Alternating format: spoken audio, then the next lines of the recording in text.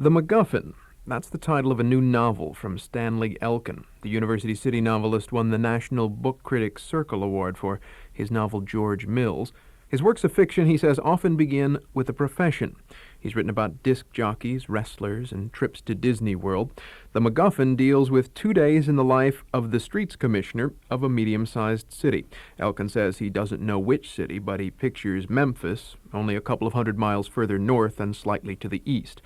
The streets commissioner is a man named Bob Druff, who through a strange mix of paranoia, exhaustion, and midlife crisis begins to think that his chauffeur is spying on him. It's an idle thought, but it leads Druff into a web of intrigue dealing with Shiite Muslim carpet smugglers and hit-and-run pedestrian accidents. That idle thought which plunges Druff into the world of intrigue becomes his MacGuffin. Alfred Hitchcock thought of the MacGuffin as the plans or the secret which forces the action in a story.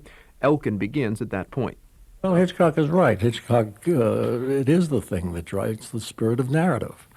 It's what generates a narrative. It's, as I say in the course of the book, when Cary Grant, puts down his briefcase and somebody comes into the men's room and has a similar briefcase and puts it down and then picks up the wrong briefcase, and suddenly all the bad guys in the world are chasing after Cary Grant. That's a MacGuffin.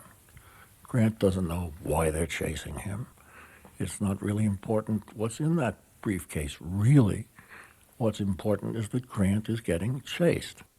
But Elkin's novel takes the MacGuffin further, till by the end of the novel, the MacGuffin has itself become a character in the book. Elkin says though the MacGuffin leads the novel's main character through a mystery of sorts, he doesn't think of this book as a detective novel, and he purposely leaves some questions unanswered at the book's end.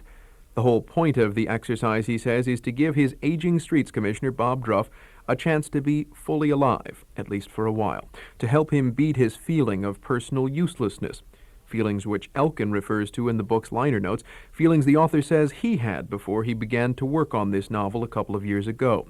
The liner notes could make readers wonder how much of Bob Druff is actually Stanley Elkin. None of Druff is Stanley Elkin, but as a matter of fact, I was feeling very much like Druff at the beginning of his situation when I began to write this book. I teach at Washington University in the English department, and for years and years and years we hang out there in the coffee room and eat our bag lunches and drink the coffee and schmooze and tell anecdotes and blah, blah, blah. And I always used to be one of the contributors there. But I began to see that people, sort of patronized me. I'd become, as I say in the liner notes, a haunt in my haunts. I began to feel, like somebody who was over the hill. And this became somehow, and this is not a logical statement, this became a kind of political position. I found myself, a lame duck, member of the English department almost. And I decided, gee, I'm going to write a book about a politician. So to that extent, there was an association. This happened too. Life goes on. Indeed it did. It wasn't only the brushing and flossing, the taking of pills and making sure you had stamps. It wasn't just buying batteries for your wife's hearing aid or carrying a handkerchief or any of the rest of the light housekeeping of existence.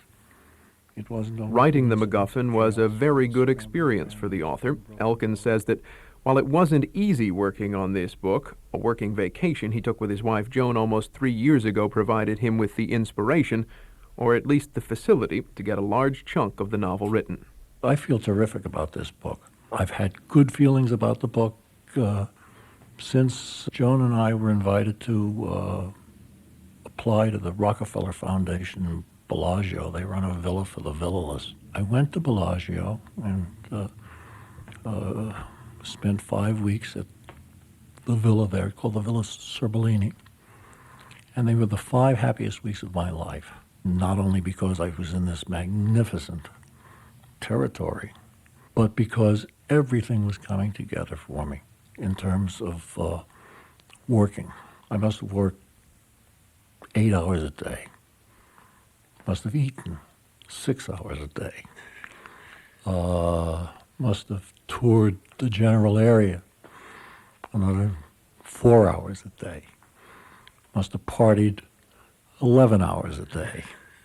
Must have slept 15. It was just wonderful. It was just a wonderful 5 weeks, and I never got so much writing done in my life as I got done in those 5 weeks. I don't say it came easily, but I knew what the hell I was doing, and it was always a pleasure to get to work in the morning.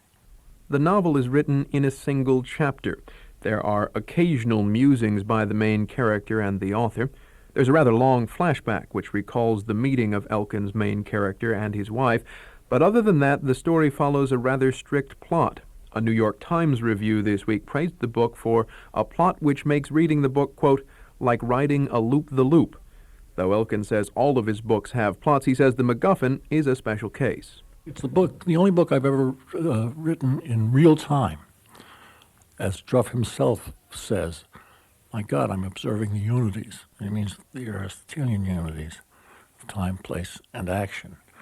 I'm pleased with the idea of it being just, it's starting at one moment and every moment in the book being accounted for. Elkin will be reading this weekend in a program presented by River Styx. The idea was for him to read from the new novel, but Elkin says he hasn't decided exactly what he'll read just yet. A portion of this thing was published in Playboy in the December issue, and I thought, well, maybe I'll read whatever was published in Playboy, and then I had Joan print it up, and it's immense. And I hadn't realized how long it was, so I'm not going to read that. I've been giving readings from, like the first 10 pages of the novel, and that only comes to about 25 minutes, and that's a little bit too short. So I may not read from the novel at all. I may read from an article I wrote for Art and Antiques about my soap collection. No, I mean it. Really? Yeah. Stanley Elkin's new novel, The MacGuffin, is published by Linden Press, Simon & Schuster. It's just now getting to the bookstores. Elkin will read from something on Sunday evening at the Art Museum. The program begins at 7:30.